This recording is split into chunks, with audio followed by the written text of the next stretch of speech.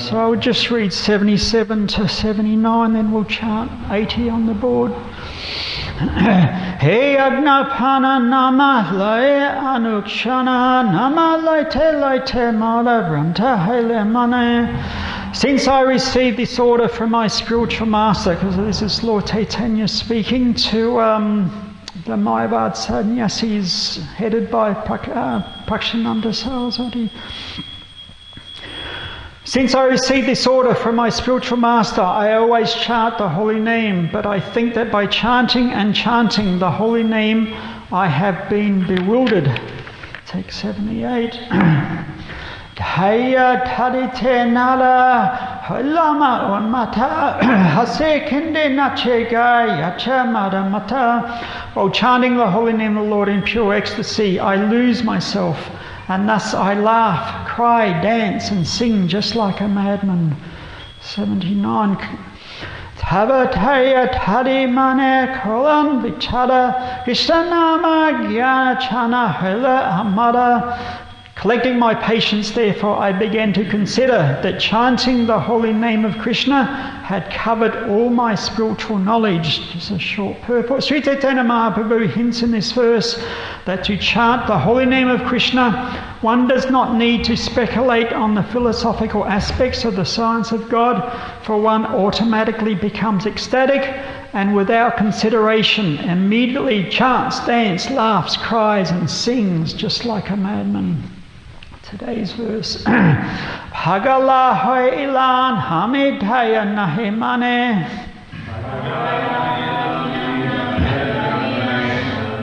Eta chinta nivatilan gura talene.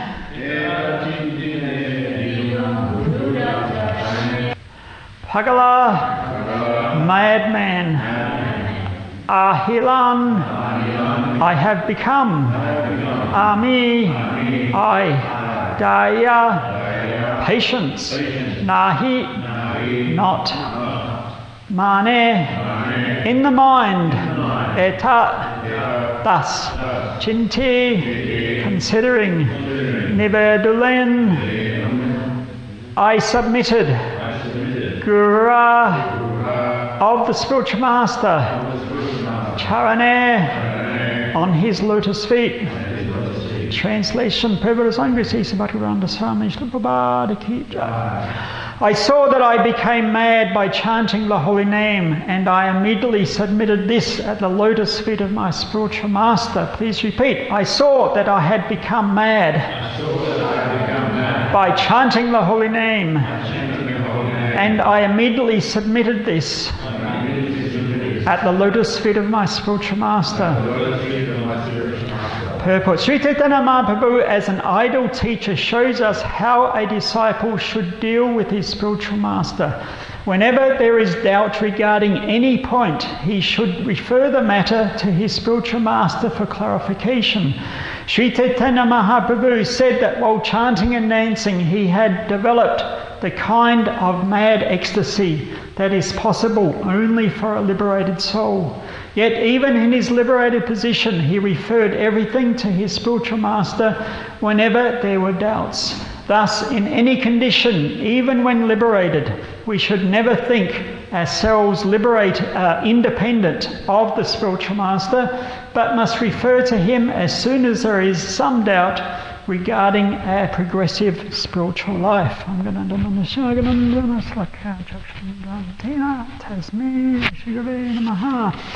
So, of course, we know this pastime of Sri Caitanya Mahaprabhu is very kindly, by his causeless mercy, decided to remain in Varanasi for some time to deliver the Mayavad sannyasis. Of course, he really had no other business being there.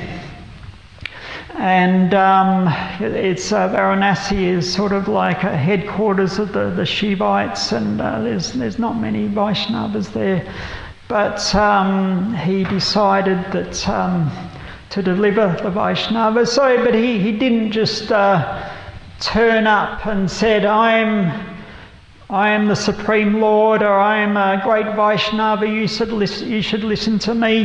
He used great intelligence, and this is required when we engage in missionary activities, preaching.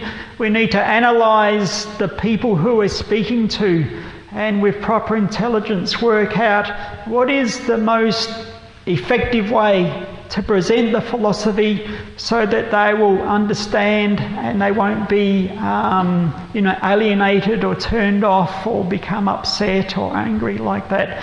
So when Sri Caitanya came to where the Mayavad sannyasis were, he didn't just walk in the middle and announce himself. He sat down in the place where people are washing their feet, like a muchi place. I mean, this is very unusual behaviour, especially for a sannyasi. And immediately, Prakashananda Saraswati, he became concerned that, and actually, when Sri Caitanya moved, he sat down at that muchi place. He manifested a great effulgence, just like another sun.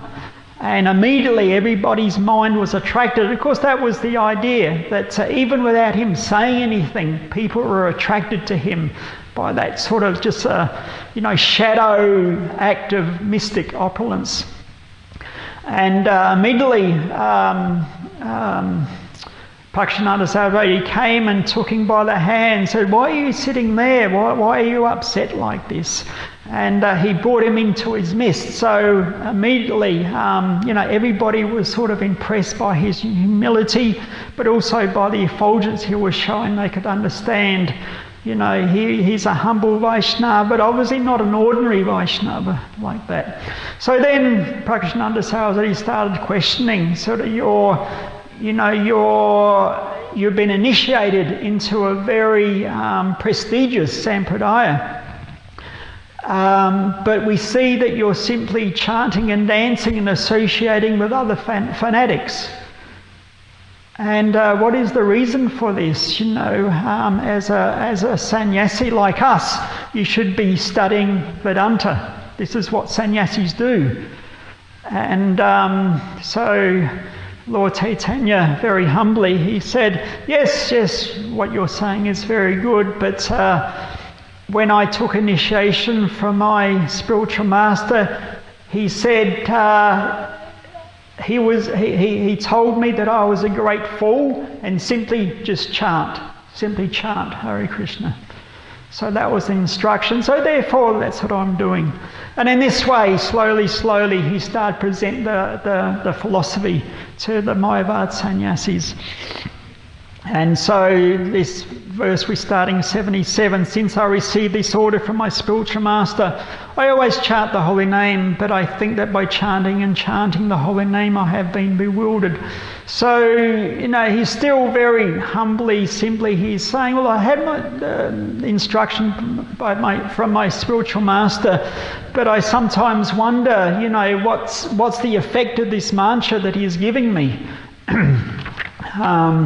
That sometimes, while I'm chanting and I lose myself, I laugh, cry, dance and sing just like a madman. So he presented this to his spiritual master, and this is today's verse, that even though he's the Supreme Personality Godhead himself, he's setting the ideal example of a disciple, that if there's any doubt, any issue at all, you should bring it to the spiritual master. Either the Diksha Guru, the Shiksha Guru, somebody who's qualified and appropriate to answer the query. So in this way, he's presenting an ideal example to the Mayavad sannyasis, and as the story progresses, we'll see that they also become delivered and get caught up in the whole ecstasy of Sankirtan and giving up their dry, study of grammar and logic. They start chanting and dancing in ecstasy, and that was the whole ultimate goal of Sri Caitanya.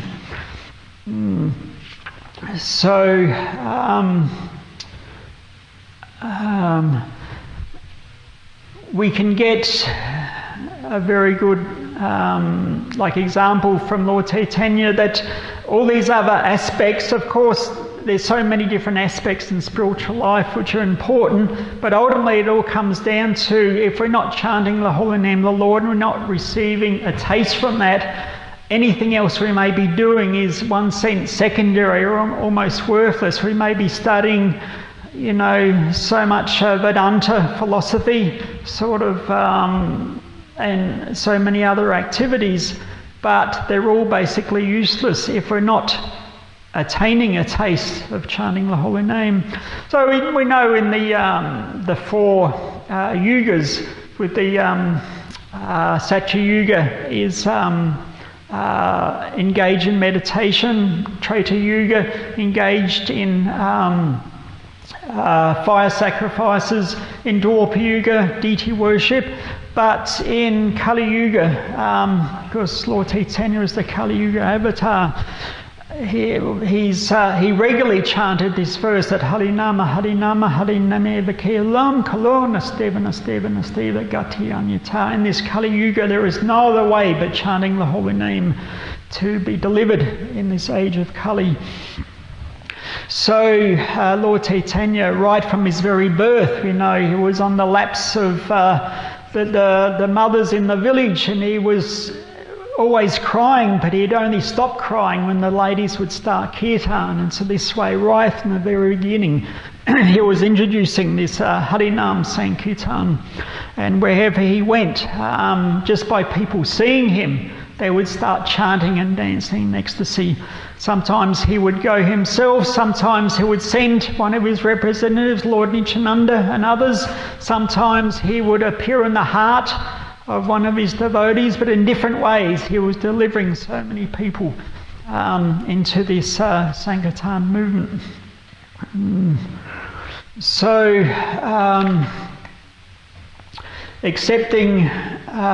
one should always accept a spiritual master. Prabhupada mentions in the purport to verse 76 that sometimes it can be argued that the holy name is so powerful that even initiation is not required. The holy name is completely independent. It's personally Krishna himself. But he mentions that, particularly coming to the West, he's seeing that most of the disciples or devotees that come to him, that they're very conditioned by previous lives, and in this life so many bad habits. So even though the holy name is completely independent, he's seen that it's also deity worship is required. So therefore Harinam initiation is given. Also, so you have the mantras for deity worship as well. So in other words, they're first and then second initiation, and this qualifies the devotees to engage in deity worship. Because with deity worship we have punctuality, we have cleanliness, we have regulation. And, back in the 70s and so many hippies, this is basically antithesis of a hippie lifestyle. Cleanliness, punctuality, regulation. So I remember listening to a class when Mahatma Prabhu, he was in Mayapur and with his daughter. And I think he was in the Grihastha area in Mayapur, and there was one shop there that had like a TV screen showing a video of the devotees. It might have been, he was thinking 72, maybe 73, and it was a Rath Yatra festival. And, he was just really appreciating that the devotees, they were engaged in this, big festival. And actually it wasn't Rath Yatra, I think it was a Deedle installation, big installation, one of the US temples. And he was just appreciating, just a few years before, all these young devotees, some of them even teenagers still, they were initiated as brahmanas, they were installing Radha Krishna temple, they were doing fire yagnas, they were chanting and dancing. And he asked his daughter, who was just a young teenager, and said, "Does this look like back in the 70s, or does it look like now? And he said, it just looks like now, any day, you know. So even though 30 or 40 years passed, like the devotees, different generations, you know, there's been a lot of maturing and, you know, growing up the devotees and, you know, getting more experience in all sort of temple and festivals, etc. But still, even within a couple of years, these devotees, they look like they were been doing it, you know, for decades.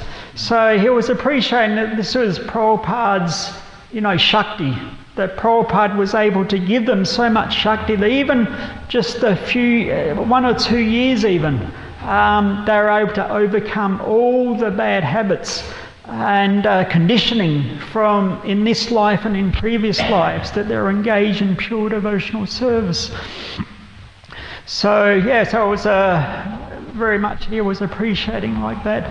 So this is the point, that chanting the holy name and engaging in, you know, other angas of bhakti, one can very quickly overcome all the influences of our previous lives and in this life, and engage in pure devotional service.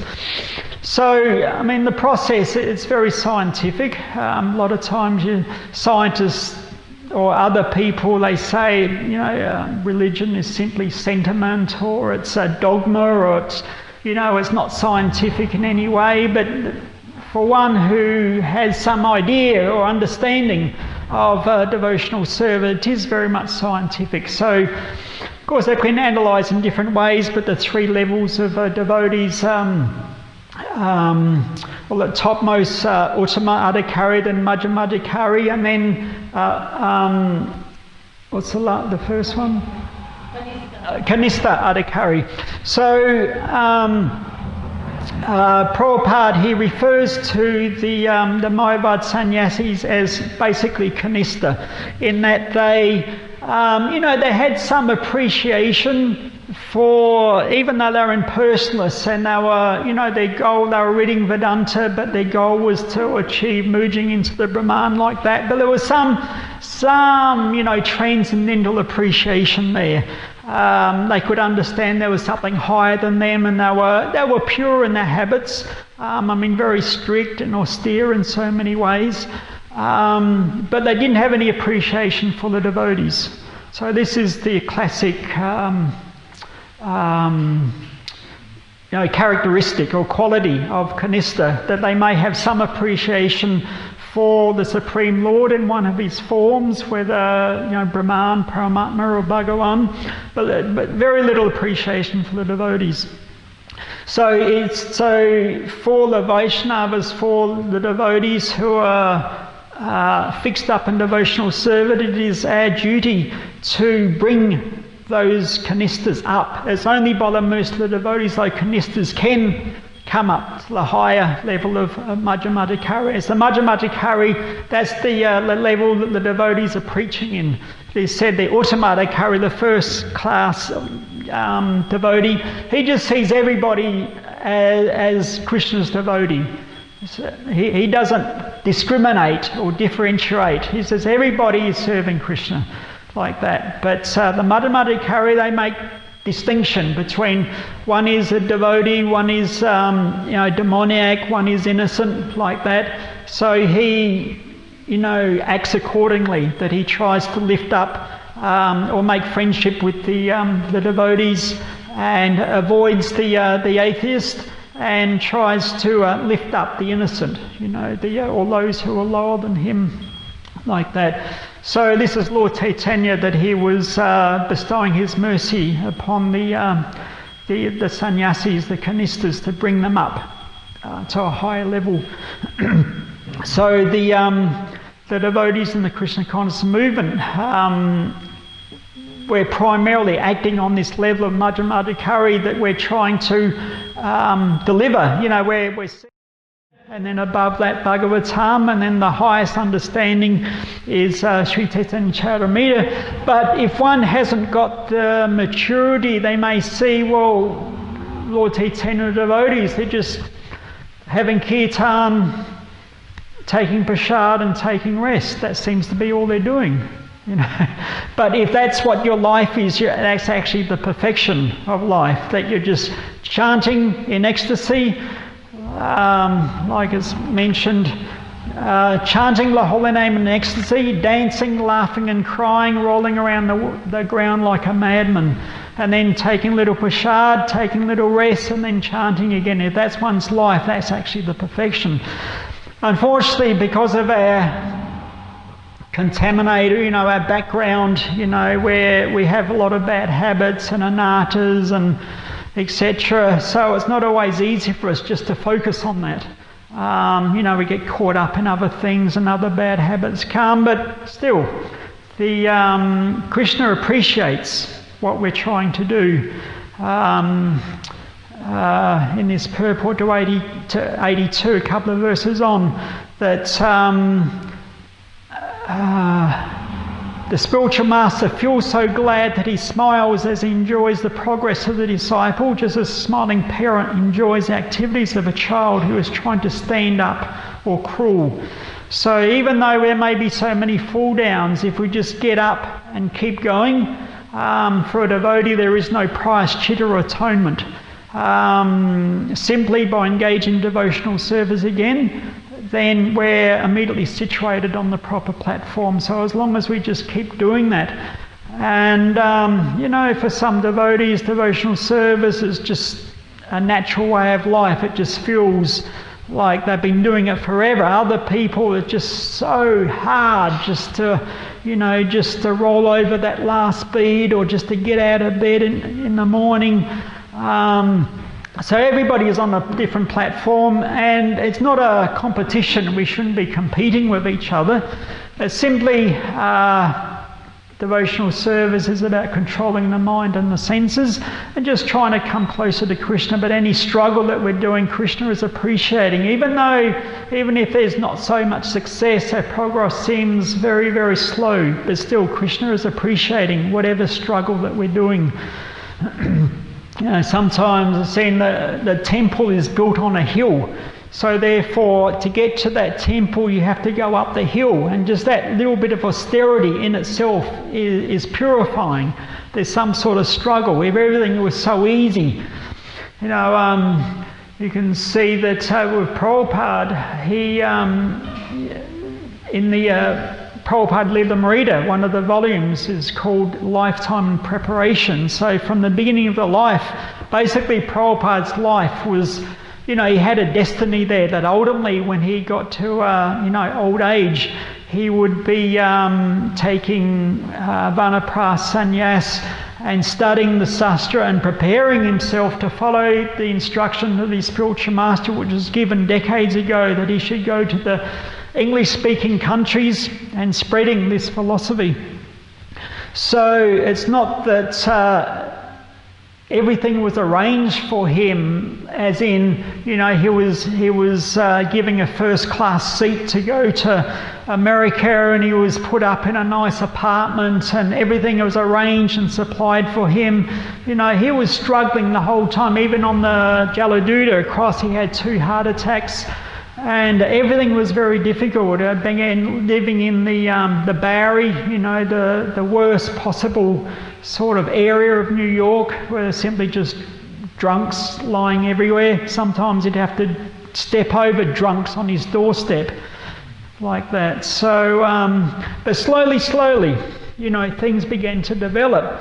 So it sets a precedent or example for us that we shouldn't expect everything's going to be easy.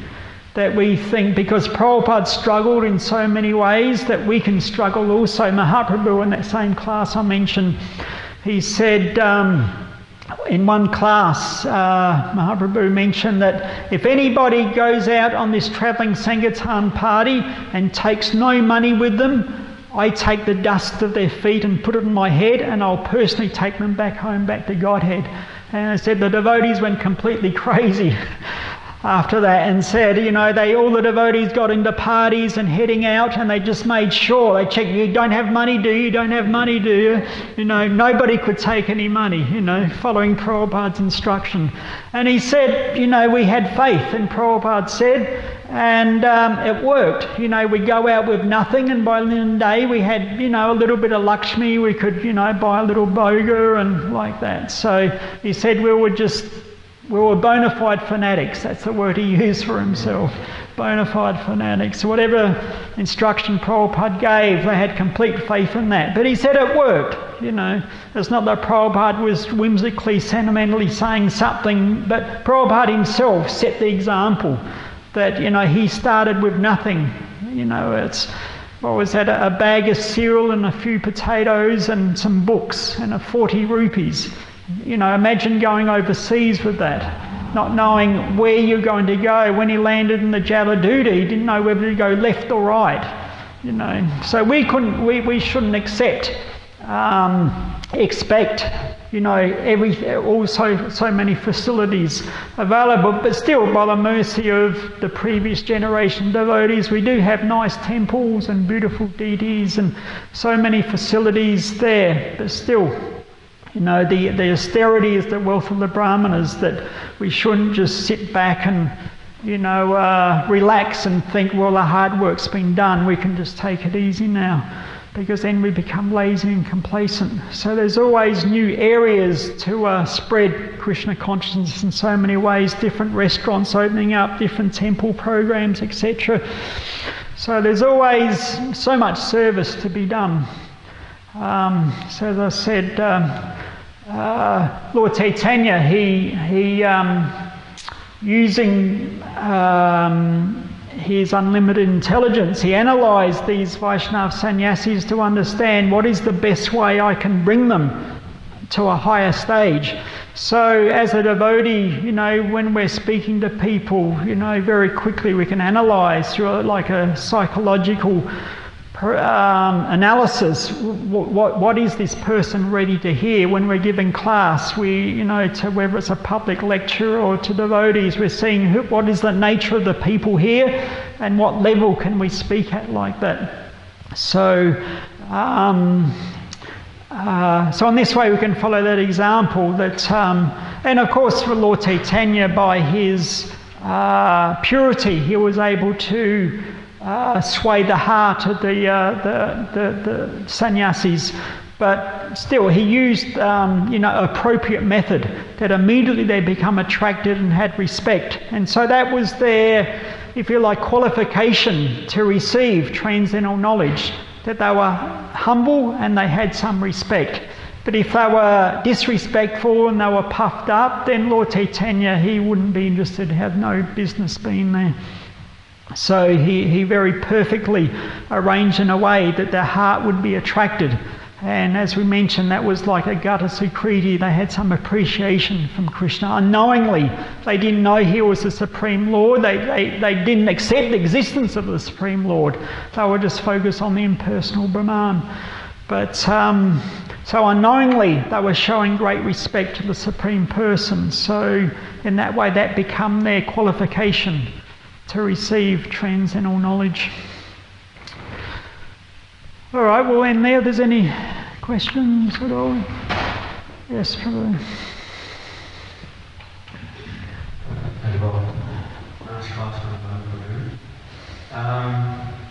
Someone who's losing themselves in ecstatic symptoms, laughing, crying, acting like a madman, can ISKCON authorities and temple presidents and that, what happens when someone gets to that stage? How do we deal with someone who's experiencing these kind of symptoms? Is there a place for them within this institution? Because you get to a level and it's...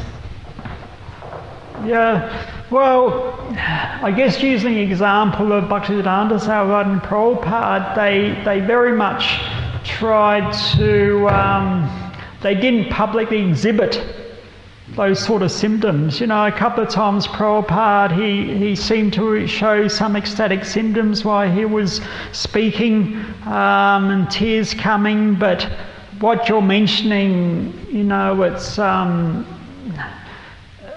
devotee on that level doesn't, he tries not to publicly display that sort of thing, because people will misunderstand, you know.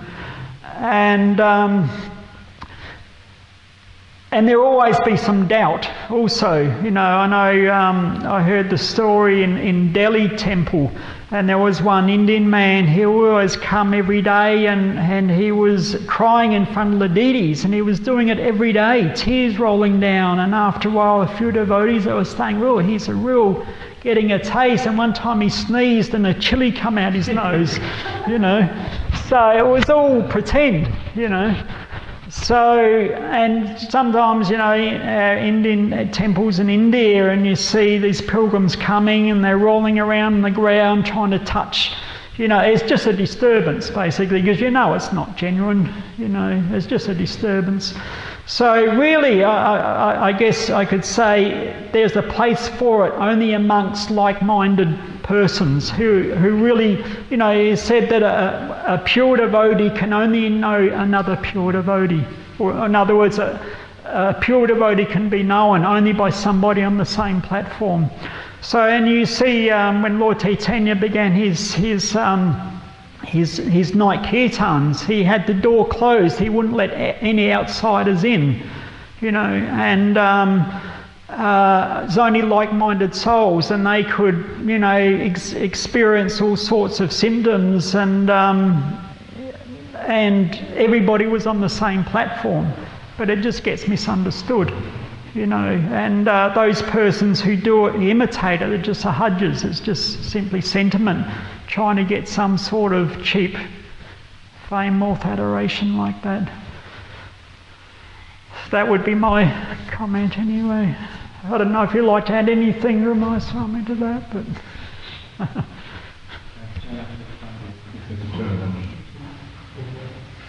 Chanakya Pandit also says in this meeting that showing too much devotion is a sign of greed.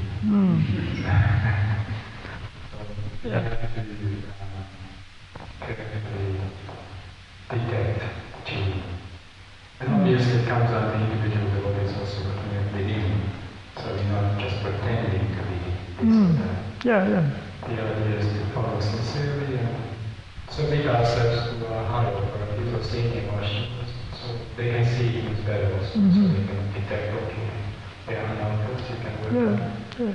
But then there are very ones, devotees, for example, Jananda, but they usually submit themselves in the exemplary way, and they work very hard, so the rest of the community devotees take inspiration. So there's a natural way to do it.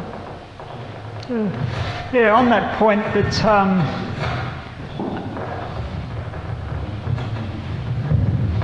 that point of too much devotion of faith, I remember in the old King's Cross Temple we had one bhakta who joined, and he seemed to be really devotional actually. Everybody was quite impressed. He'd there for a few months, and you know, he was you could see he was offering prayers in front of Radha Gopinath, and he was doing very nicely, and then because we were doing paraphernalia, you know, to raise funds and selling t-shirts, and so they decided, you know, he could go out and do the deliveries. You know, the orders were taken, so he'd deliver and collect the Lakshmi and come back. So we sent him out, and he never came back.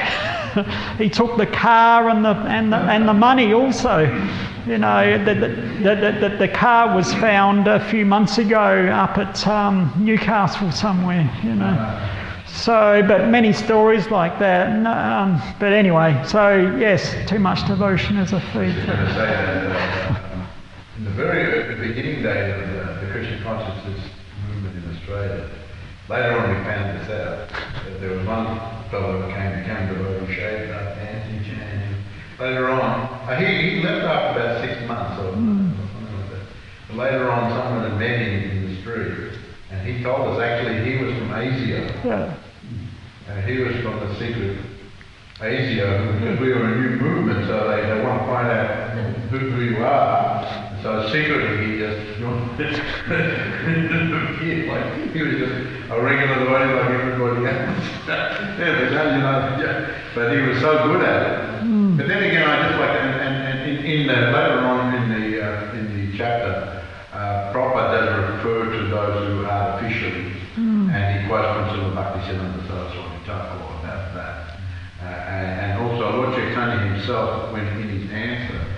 to the Saraswati followers. He said, I do not intentionally do this chant. I do not intentionally laugh. I just do it automatically. So these things we have to be very careful that very naturally spontaneous. I was talking about this yesterday about the Raga doing the platform and the spontaneous. On the other side, we have to be careful. We can't be offensive to someone, even they make a show of it, because someone may actually be. Because just like there was that story of Devananda Pandit and Srivas Pandit when he went to one of Devananda Pandit's classes, Bhagavatam, and when he was talking about Krishna Lila like that and so on, that Srivas Pandit actually started to swoon and exhibited ecstatic symptoms and was making noises, and so this was a little bit disturbing for the class. And the disciples thought, well, this fellow's coming, he's disturbing our guru's class, so they just picked him up and threw him out. And Devananda Pandit, of course, didn't say anything. So he couldn't recognise, and they couldn't recognise. But Lord Caitanya was very upset about that, and later on he chastised him. So there are those who, but as you said, one needs, just like if someone composed themselves as a doctor, but only another doctor really able to tell this person. Because someone may have some knowledge of medicine and this, but when a real doctor will know if this person's actually trained or not, and so on and so forth. So it's a very, one side, we saw Prabhupada, there's many stories, like you told that story in Delhi and many other stories. And so there are some who just exhibit, make a show. We don't, and interestingly enough, in the I was just reading through the chapter a little bit there. Prabhupada does comment about, this is an example how, Lord Chaitanya shows the example to all preachers, how to deal with those who are not very favourably disposed to the Krishna consciousness. And then he says, Lord Chaitanya shows the example. He was very humble. And of course, the main thing, now interesting, I just found it very interesting that they were, of course, Prakasananda was very senior, they were scholarly, and the followers are very knowledgeable, and they were very much Brahmanis, and interested in Brahman. And so Lord Chaitanya specifically used that aspect of his being the Supreme Lord to attract them. And his effulgence, the effulgence was so dazzling that they were really kind of won over just at that point. And then they saw how beautiful he was. But then later on, there was in the chapter there was a big discussion. First of all, what Chaitanya talked about the chanting, and then he started talking about Vedanta Sutra, which Prakasananda asked him to talk about. And so by the combination of the manifestation of the Brahmana effulgence and the actual philosophical discussion. And first of all, he says that, I noted this, that very interesting, he manifests the effulgence, then he talks about the chanting, and then he says that, there's that famous word, Brahmanda, it's in that chapter. And he says that actually compared to the bliss from the chanting, that the bliss from the Brahman is like the water in the footprint of the cow. Quite famous verse there later on. So he directly says that, but at the same time he's very humble.